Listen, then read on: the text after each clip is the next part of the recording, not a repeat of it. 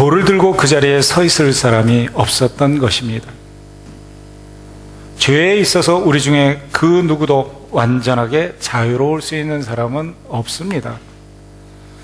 조금 심하게 말하면 우리는 돌을 들 자가 아니라 돌에 맞아야 하는 자라는 것을 말하는 것입니다. 조금 심하게 말하면 우리는 율법대로 하면 죽기까지 돌에 맞아야 마땅한 자라는 것을 말하는 것입니다. 여기에는 예외가 없습니다. 의인은 없나니 하나도 없도다. 우리 하나님의 말씀입니다. 언제나 옳으시고 언제나 공의로우신 하나님의 판단입니다. 그런데 저와 여러분들이 이렇게 멀쩡히 살아있는 것, 그게 바로 하나님의 은혜입니다. 너희가 그 은혜로 인하여 믿음으로 말미암아 구원을 얻었나니 이것이 너희에게서 난 것이 아니요 하나님의 선물이라. 저와 여러분들은 은혜로 살아갑니다. 우리는 은혜로 구원을 받았을 뿐만 아니라 하루하루 살아가는 게 은혜입니다. 우리가 여기에 대해서 아무 조건 없이 아멘 할 수 있는 분들이 되시기를 예수님의 이름으로 축복합니다. 오늘 본문은 공평하시고 편애하지 않으시는 하나님이 유대인들을 향해서 하시는 말씀입니다. 바울 사도가 로마서 1장에서 우상 숭배자들과 동성애를 하는 이방인들을 향해서 하늘로부터 쫓아서 나는 하나님의 진노를 선포했을 때 로마 교회에 있는 유대인들은 아마 대부분이 고개를 끄덕끄덕 댔을 것입니다. 맞습니다. 저들은 하나님의 진노를 받아 마땅합니다. 바울사도 정말 너무나 마땅하고 당연한 말을 했습니다. 이렇게 생각을 했을 것입니다.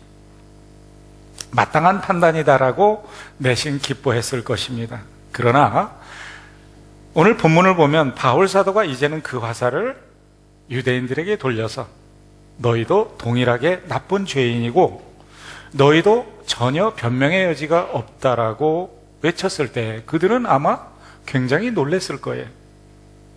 왜? 내가 왜?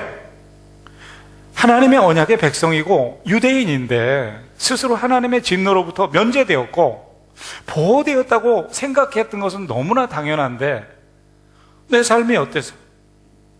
아마 그렇게 생각을 했을 것입니다.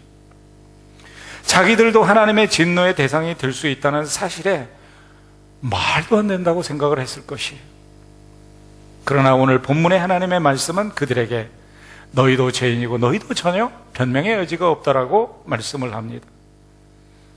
오늘 본문을 좀 더 쉽게 이해하기 위해서 두 단락으로 나누어 볼 수가 있습니다. 짧은 4절 말씀이지만 1절에서 3절 그리고 마지막 4절 이렇게 나눌 수가 있는데 먼저 1절에서 3절은 남을 판단하는 사람의 위험성에 대해서 이야기를 합니다. 그리고 두 번째 마지막 4절에서는 그런 사람들의 회개의 필요성에 대해서 강조를 하고 있습니다.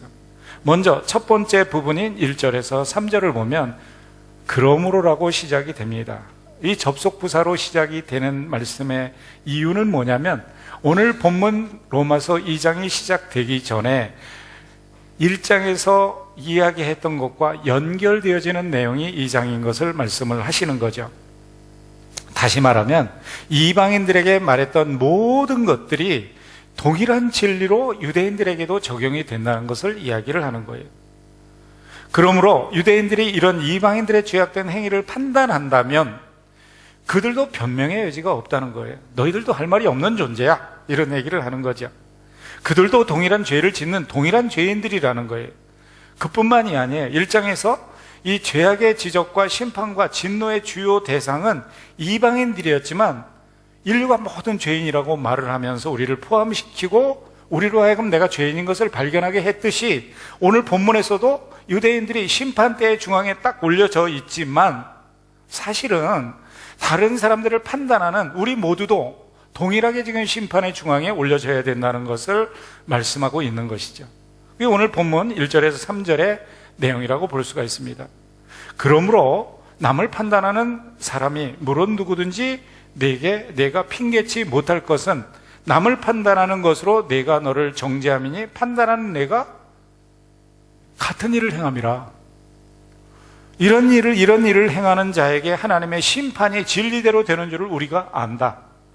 이런 일을 행하는 자를 판단하고도 같은 일을 행하는 사람아, 내가 하나님의 심판을 피할 줄로 생각하느냐? 아까 말씀드린 대로 다른 사람을 판단하는 사람의 위험성에 대해서 말씀하는 내용이 되겠습니다.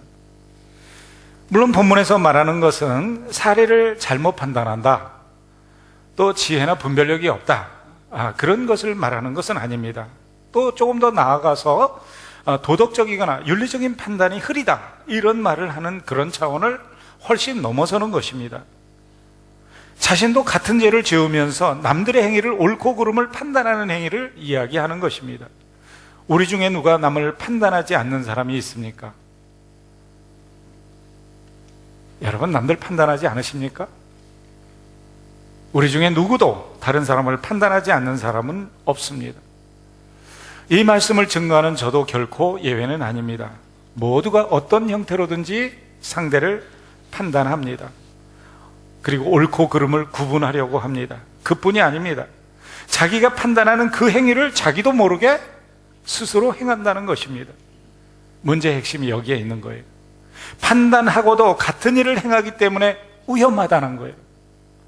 하나님의 판단을 피할 길이 없게 된다는 거예요. 오늘 주어진 하나님의 말씀에 따르면 판단하고 정죄하는 것이 얼마나 위험한지, 그리고 우리는 왜 그렇게 판단하고 살아야 되는지 여러분 생각해 보신 적 있습니까? 이런 판단하는 삶에서 좀 깨끗하게 벗어난 삶을 살 수는 없을까 생각을 하게 되죠.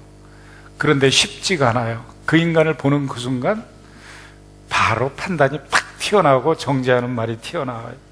정말 쉽지 않습니다. 왜냐하면 그 판단의 근원이 어디에 있기 때문에, 원죄에 있기 때문에 그렇습니다. 우리의 혈관 속에 지독한 병균이 살아서 움직이는데 그게 원죄라는 죄의 균이 우리 속에서 살아서 역사하면서 판단이라는 외적 심텀, 증상으로 드러나는 거죠. 그래서 판단하는 죄의 출발은 에덴 동산에 있습니다. 최초의 인간이 하나님처럼 되어서 무엇을 하고 싶었죠? 선과 악을 판단하고 싶었어요. 하나님처럼 이것이 선이고 저것이 악이라는 판단하는 자리에 서고 싶었어요. 재판하는 자리에 앉고 싶었어요. 하나님처럼 되겠다는 교만이 자리 잡고 있었어요. 판단은 선악과를 선택한 인간의 죄의 결과죠.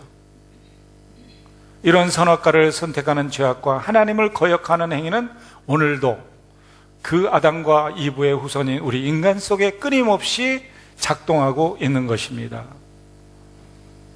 우리 모두 속에도 잠복해 있어서 언제 어느 순간에 그 정체를 드러낼지 모르는 무서운 복병이 되어서 그것이 우리 속에서 아주 다이내믹하게 활동을 합니다. 그리고는 내가 판단했다고 정죄했던 그 삶의 모습을 게다가 어떻게 해요? 자기도 그렇게 사는 거예요. 그렇다면 이렇게 우리가 피할 수 없는 판단하는 행위, 그 내면에는 무엇이 있을까? 이런 것들을 좀 생각해보고 우리들이 묵상하면서 그것을 주의하면 조금 나은 존재로 하나님 앞에 설 수 있지 않을까, 이런 생각을 해봅니다.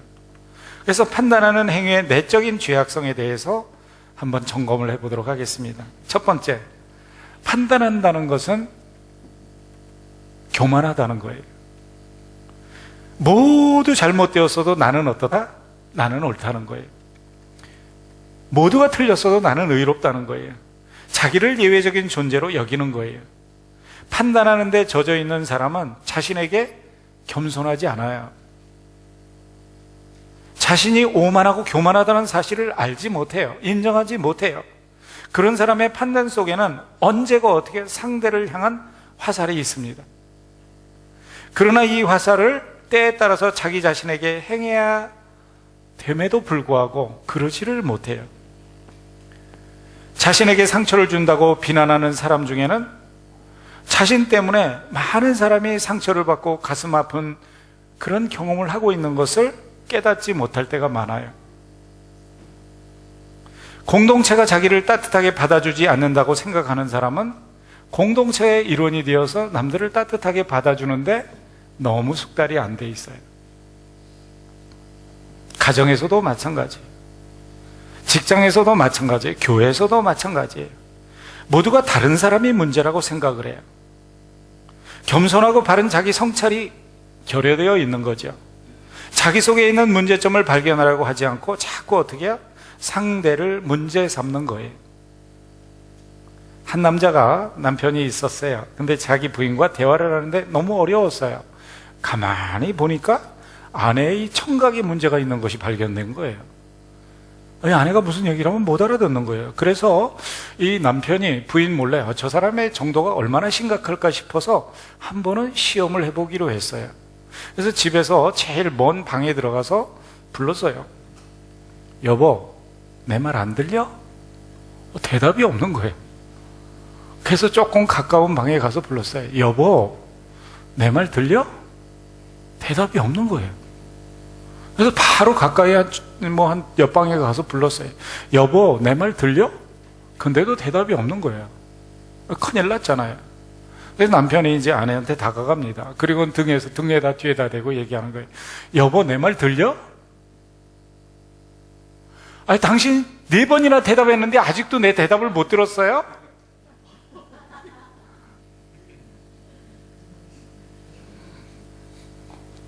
오늘 제가 이 설교를 준비하고 서재에서 이거를 소리내서 이렇게 연습을 하거든요. 근데 우리 집사람이 보고서 여보, 나 불렀어? 그래서 저는 설마 오겠나 싶어가지고 계속 설교를 준비하는 거예요. 여보, 내 말 들려? 그랬더니 서재 앞에 와가지고 나 불렀어? 이러시는 거예요. 여러분, 청각에 문제 있는 게 누구예요? 남편이 문제가 있는 거잖아요. 정작 귀에가 문제 있는 것은 남편이에요. 우스운 이야기입니다. 그렇지만 남을 경솔하게 판단하는 것에 대한 좋은 교훈을 주는 것 같습니다. 우리는 흔히 나를 뒤돌아보지 않고 남을 쉽게 판단합니다. 자아중심적 사고죠. 나를 기준으로 삼는 교만한 생각이 우리 속에 은근히 자리 잡고 있는 거예요. 무엇인가 잘못이 있다고 생각이 될 때에 나를 점검해 보기 전에 남에게 쏠 판단의 화살을 쫙 준비합니다. 그리고는 어떻게 틈만 보이면 가차없이 시위를 놓습니다. 그리고는 퓨 가서 제대로 꽂히기를 바라는 거죠.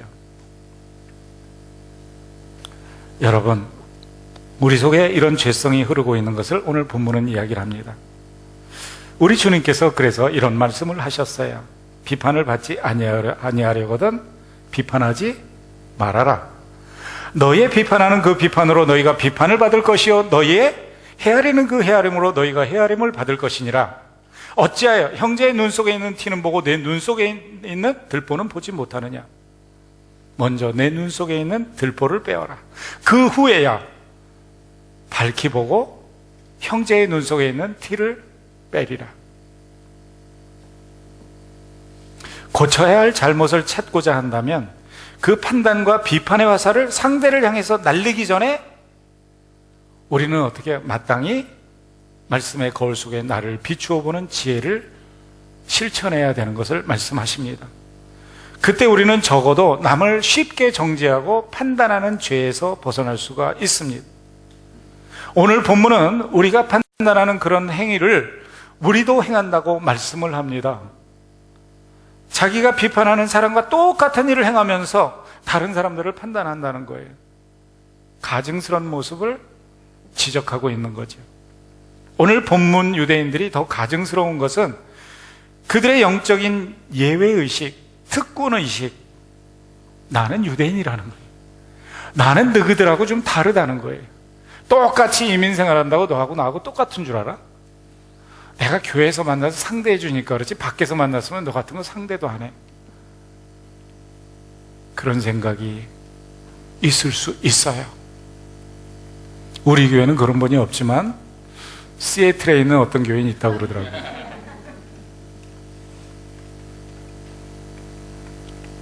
여러분, 나도 구원받아야 될 죄인이라는 것을 잊지 마십시다. 나도 변화되어야 할 연약하고 죄에 언제든지 노출되어 있는 부족한 존재라는 생각을 잊지 마십시다. 이게 없어지면 교만해져요. 그러면 어떻게 해요? 금방 판단해요. 이 일을 왜 그렇게 하냐는 거예요. 자기는 봉사도 안 하면서. 그건 안 되잖아요.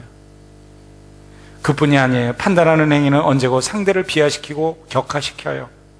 그래서 말을 할 때도 언제고 일단 상대를 얕잡아 봅니다. 그리고 나서 어떻게 해요? 내리 깎으면서 말하는 거예요. 좋은 거 아니죠. 아무는 이렇게 말을 했지만 나는 이렇게 의롭고 바르다는 어떤, 자기는 그래서 그것을 정정하고 있다, 지금 가르쳐주고 있다, 이런 생각을 하는 거예요. 겸손이 결여되어 있는 교만이죠. 아무개는 이렇게 하지만 나는 의롭고 참아왔고 그래서 지켜주었다, 이런 식으로 말을 해요. 교만한 거죠. 오늘 본문에서 유대인을 향해서 그렇게 얘기하는 거예요. 하나님은 이런 죄악을 판단하시겠다라고 말씀하셔요. 우리가 판단하는데 첫 번째 내면 속에 자리 잡고 있는 영적인 나쁜 점은 교만이라는 거예요. 그리고 두 번째는 이 판단 속에는 책임 전가가 있어요. 에덴 동산에서 일어났던 그 선악을 분별하게 되는 그것을 추구하다가 일어난 게 뭐죠? 책임 전가예요. 야, 이거 누가 먹게 했어? 우리 이브가 샐러드를 만들어줘 가지고요, 선악과 프루트 샐러드 먹었거든요. 그랬더니 이브는 또 뭐라 그래요? 저 뱀이. 이렇게 하죠. 자기의 오늘의 모습도 상대의 잘못이라고 말을 합니다. 판단은 자기 합리화를 위해서 잘못 사용하게 돼요. 책임을 전가하게 돼요. 판단을 하는 사람들을 보면 내 신앙도 이 정도 수준밖에 안 되는 이유가 뭐냐면, 성도들을 보면 배울 게 없다는 거예요. 자기는 뭐 가르치는 거 있나? 어리석은 거죠. 왜 사랑하지 않아요? 사랑을 보여주는 사람이 없다는 거예요. 보여줬잖아요. 예수 그리스도 말씀하셨잖아요. 하나님의 말씀. 그런데 우리들은 은혜가 자기에게 없어도 주변 사람 때문에 교회 와도 은혜가 안 돼요. 사람들이 섬김이 없어요. 좋은 태도 아니죠. 가정에서도 마찬가지. 직장 다니는데 너무 힘들다는 거예요. 그래서 왜 그러냐면, 페이는 괜찮은데요, 사람들이요, 사랑이 없어요. 그럼 당신은 책임 전가예요. 은혜의 자리에 나가는 말씀 묵상도 제대로 하지 않으면서 어떻게 은혜가 있어요? 은혜의 통로인 기도도 기본적으로 하지 않으면서 어떻게 은혜 이야기를 할 수가 있어요? 얼마나 모순입니까? 저는 이 설교를 준비하면서 사실 깊이 있게 고민을 해보게 됩니다. 나는 무엇이 문제일까? 나는 왜 사람들로부터 실망을 할까? 나는 왜 목회 가운데 이렇게 때때로 너무나 잦은 패배감과 열등감에 사로잡히는가? 여러분, 저 보면 열등감 없는 것 같죠? 열등감 되게 많아요. 조금 잘하는 목사님 보면 열등감 들고요. 제가 워낙 찬양을 잘하다 보니까 찬양 잘하는 목사님 보면 금방 열등감에 사로잡히고요. 정말 그렇습니다. 많은 부분은 저의 잘못된 판단의 행위 때문인 것을 알면서도 책임을 전가하고 싶어요. 내 잘못이 아닌 것처럼 생각하고 싶어요. 나는 제대로 하고 있는데 남들이 나를 못 알아주는 것 같아. 나는 열심히 하려고 그러는데 성도들이 안 따라주는 것 같아. 일체적인 책임이 내게 있음에도 불구하고 그 책임을 다른 사람에게 돌리는 그 은근히 그러면서 정죄하는 그 판단하는 죄악이 저에게 있음을 솔직히 부정할 수 없더라고요. 이게 나구나. 저는 지금 이 설교를 하고 있는 순간조차도 마음속에는 기도가 있어요. 판단하고 정죄하는 마음이 없었으면 좋겠습니다. 내 개인적인 감정이나 사적인 판단이 말씀의 순수성을 흐리지 않도록 주여 도와주시옵소서. 그래서 내 마음을 전하는 것이 설교가 되지 않고 하나님의 마음을 전하는 것이 설교가 되게 해 주십시오. 솔직히 이런 성령님의 도우심을 간구를 합니다. 저와 여러분들의 본성은 참으로 교활합니다. 자기가 말한 것이나 행동에 남이 상처받았으면 그 사람 왜 이렇게 속이 좁아? 다 지를 위해서 하는 얘기인데. 그리고 그 사람한테 책임을 전가합니다. 그러나 자기가 그 똑같은 말을 들으면 그 사람은 왜 이렇게 상처 주는 말만 해? 그리고 그 말한 사람한테 또 책임을 전가하는 거예요. 자기 책임은 하나도 없어요. 내가 말하면 건설적인 충고고 저 사람이 말하면 내게 말하는 상처와 잔소리예요. 이게 우리의 모순 아닙니까? 오늘 본문에서 하나님이 이거를 정확하게 유대인한테 말하는 거예요. 그리고 우리한테 말씀하시는 거죠. 이게 우리가 누구도 함부로 판단해서는 안 되는 죄된 본성의 움직임이라는 거예요. 언제고 책임을 전가하는 죄악을 품고 있는 것이 판단이라는 좋지 못한 행위를 하게 만든다는 거예요. 판단과 비판이 발달되어 있는 분들을 보면 그 마음속에 깊은 상처들이 많다고 그래요. 그래서 데이비드 프랭크라는 어떤 학자가 신경과민증에 걸린 분들 1000명을 대상으로 조사를 해서 그 결과를 내놓은 것을 제가 읽어보았습니다. 그런데 이 신경과민증에 걸린 사람들의 대부분이 남을 날카롭게 판단하는 사람, 그리고 정죄하고 비판하는 사람이라고 그래요. 그래서 제가 이 호주 사람들하고도 이야기하면서 보면은 이 클로닉 컴플레이너가 있어요. 계속해서 습관적으로 불평하고요, 습관적으로 남한테 부정적인 얘기를 하고 습관적으로 비판하는 사람이 있어요. 그 사람들은 우리가 클로닉 디지즈 있잖아요. 고쳐지지 않는 만성병, 거의 비슷해요.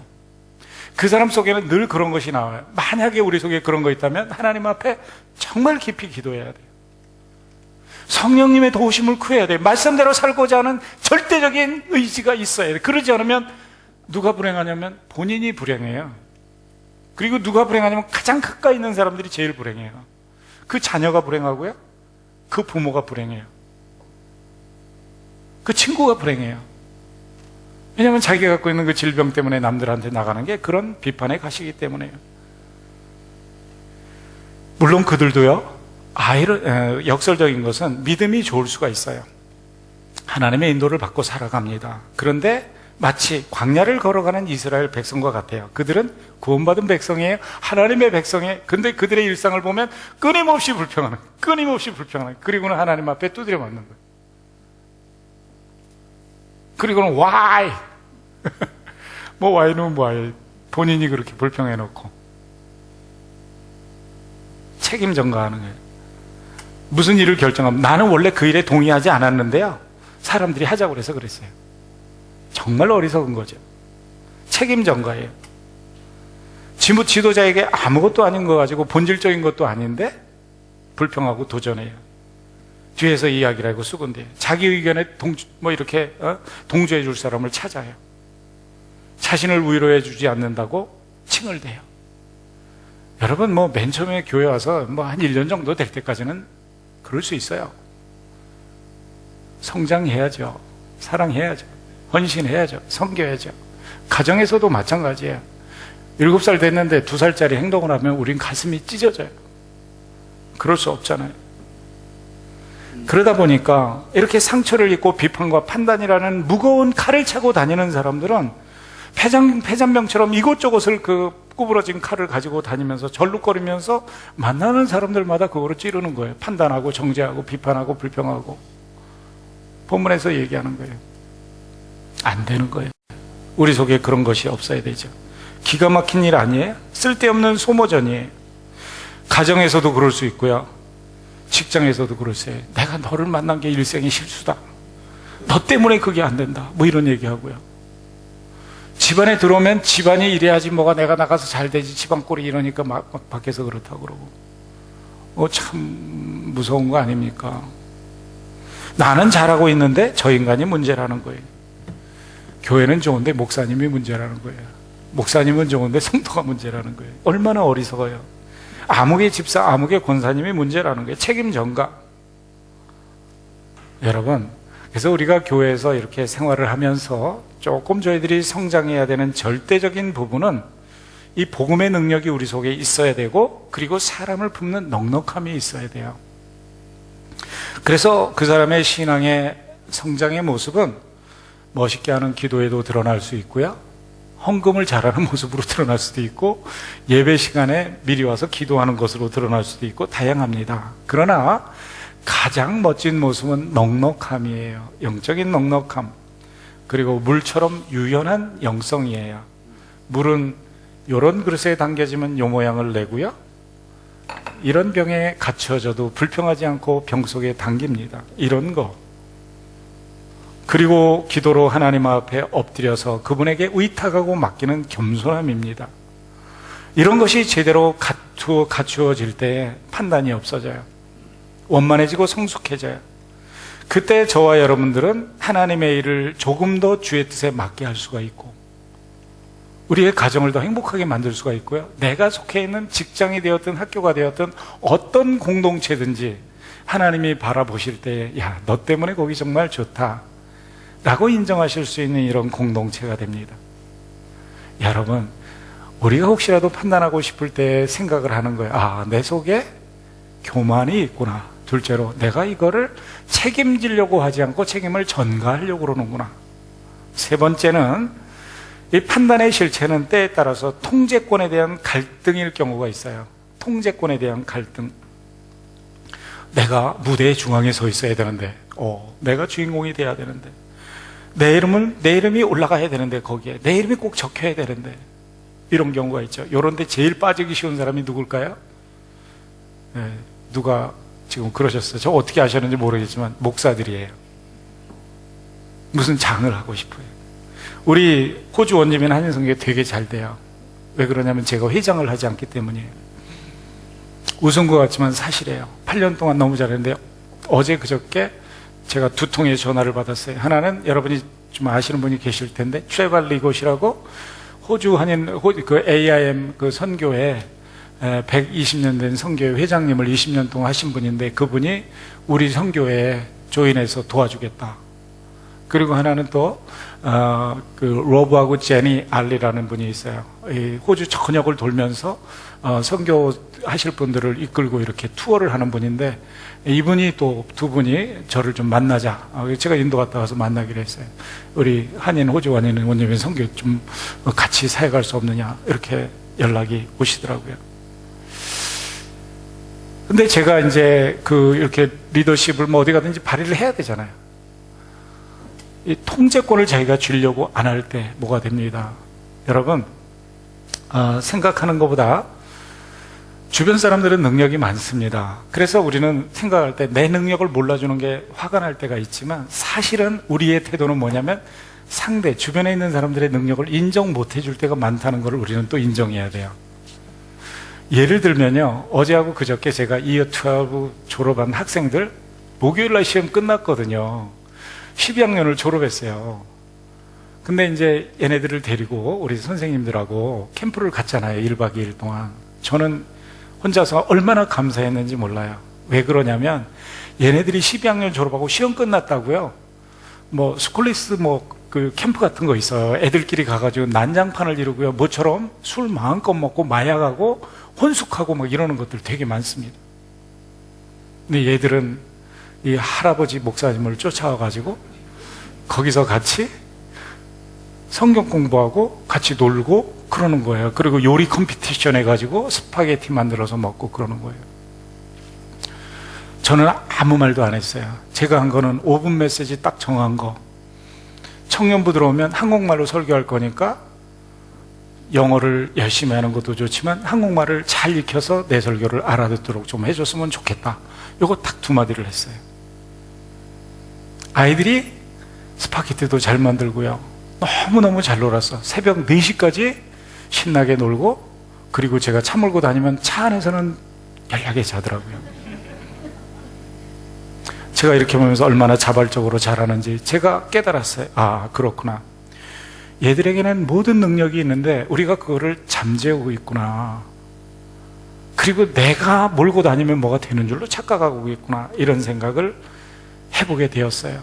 그러면서 통제권은 이분에게 있구나. 이분에게 있구나. 이런 것들을 다시 한번 깨달았어요. 여러분, 교회 속에서도 판단을 자주 하는 사람들의 내면 속에는 통제권을 자기가 쥐고 싶을 때가 있는 거예요. 내 중심으로 뭔가 하고 싶은 거야. 내 방식으로 하고 싶은 거야. 내 생각대로 하고 싶은 거야. 하나님의 방법이 아니에요. 이거는 아닌 거죠.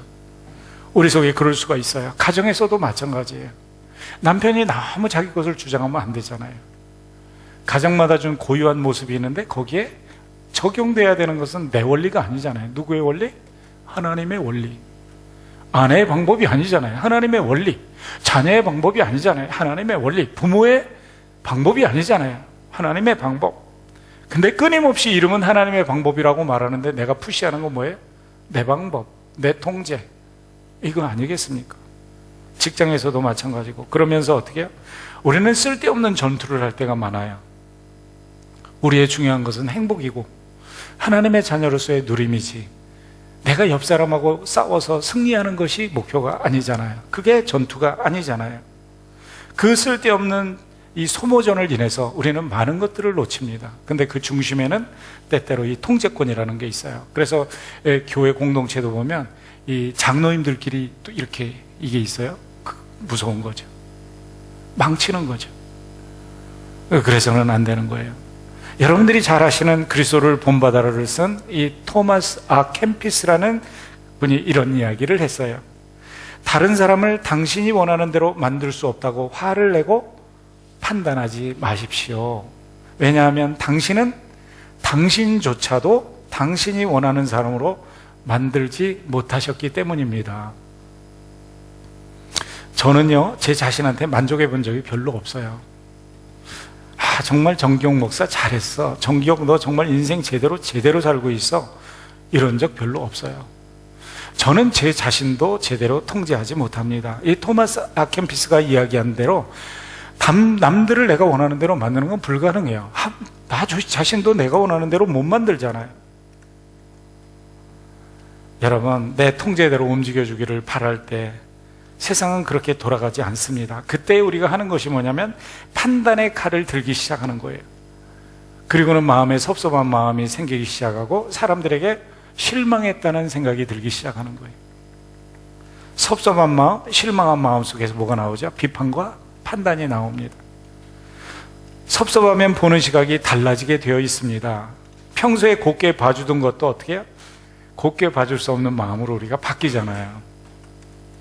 그러므로 섭섭한 마음과 실망한 마음을 잘 관리하고 영적인 통제를 할 줄 아는 것, 이게 굉장히 중요합니다. 이게 세 번째예요. 자, 그러면 이렇게 이제 우리들이 판단하는 마음속에 숨겨져 있는 세 가지를 찾아냈어요. 자, 그러면 두 번째 마지막 4절에서는 무엇을 이야기하느냐? 4절에서는 회개의 필요성에 대해서 이야기하는 거예요. 혹시 내가 하나님의 인자하심이 너를 인도하여 회개하게 하심을 알지 못하며 그의 인자하심과 용납하심과 길이 참으심의 풍성함을 멸시하느냐? 이렇게 말씀하세요. 유대인들이 이방인들의 죄를 판단을 하면서 똑같은 행위를 하는 것을 하나님께서 지적하시는 거죠. 여기에 판단의 위험성이 있다는 거예요. 그러므로 유대인들이 할 일은 판단이 아니라 자신들을 뒤돌아보고 자신들의 행위를 회개하는 것이라고 말씀하셔요. 그래서 이 말씀을 묵상하면서 제가 생각했어요. 그러면 나는 이 설교를 하지 말고 나를 돌아봐야 되나? 근데 그거는 또 아닌 것 같아요. 설교는 해야 되잖아요. 그래서 지금 이 말씀을 나누는 거예요. 자, 그렇다면 오늘 본문에서 말하는 유대인은 누굴까요? 혈통적인 유대인이 아니라 하나님의 자녀가 된 바로 저와 여러분들이 아니겠습니까? 진정한 하나님의 백성은 그리스도에 대한 고백이 분명합니다. 예수 그리스도만이 나의 구세주고 그분만이 나를 죄에서 구원하셔서 천국에 이르게 하시는 주인공인 것을 고백을 합니다. 그리스도를 구세주로 고백하는 저와 여러분, 바로 영적인 유대인입니다. 교회 안에 들어온 저와 여러분이 바로 영적인 유대인이에요. 여러분, 세상에는 보이는 이방인이 있죠? 그러나 교회 속에는 보이지 않는 이방인이 있을 수 있어요. 우리가 유대인이라고 말을 하지만 행위는 유대인이 아닌 사람이 있을 수 있어요. 우리가 성도라고 말하지만 행위는 성도가 아닐 수가 있어요. 그렇습니다. 우리들 속에 그런 것들을 점검하는 것이 첫 번째예요. 그때 우리는 우리 스스로를 뒤돌아볼 수가 있습니다. 로마서 2장 1절 오늘 본문에서 얘기하죠. 그러므로 남을 판단하는 사람아, 물은 누구든지 내가 핑계하지 못할 것은 남을 판단하는 그것으로 내가 정죄함을 받을 텐데 판단하는 내가 같은 일을 행함이니라. 우리가 바로 그런 사람일 수 있다는 거예요. 야고보 사도가 기록한 하나님의 말씀에도 똑같은 경고를 하고 계십니다. 형제들아, 피체하에 비방하지 말라. 형제를 비방하는 자나 형제를 판단하는 자는 곧 율법을 비방하고 율법을 판단하는 것이라. 내가 만일 율법을 판단하면 율법의 준행자가 아니요 재판자로다. 입법자와 재판자는 오직 하나시니 능히 구원하시기도 하며 멸하시기도 하시느니라. 너는 누구간데 이웃을 판단하느냐? 판단은 저와 여러분들이 해야 되는 일이 아니라는 거예요. 우리는 판단하기보다는 그 판단의 기준을 가지고 자기 자신을 살피고 거울로 삼아야 되는 존재인 것을 이야기를 합니다. 말씀대로 사는지 점검해야죠.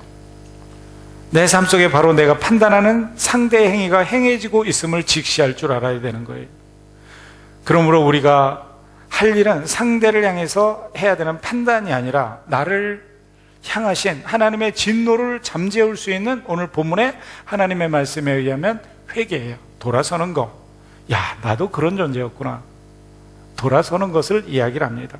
나도 악을 행하고 다른 사람이 죄는 죄를 짓고 있는 부족한 죄인이라는 것을 인정하는 거예요. 그리고 십자가 밑으로 나아가서 무릎을 꿇는 것을 말을 합니다. 주님, 제가 판단하는 자가 아니라 바로 판단의 대상이네요. 내가 돌을 들 자가 아니라 돌 맞을 자네요. 용서해 주십시오. 저를 긍휼히 여기시고 이것을 극복할 수 있도록 성령께서 도와주십시오. 이런 판단과 정죄의 죄성을 극복하는 방법이 뭘까요?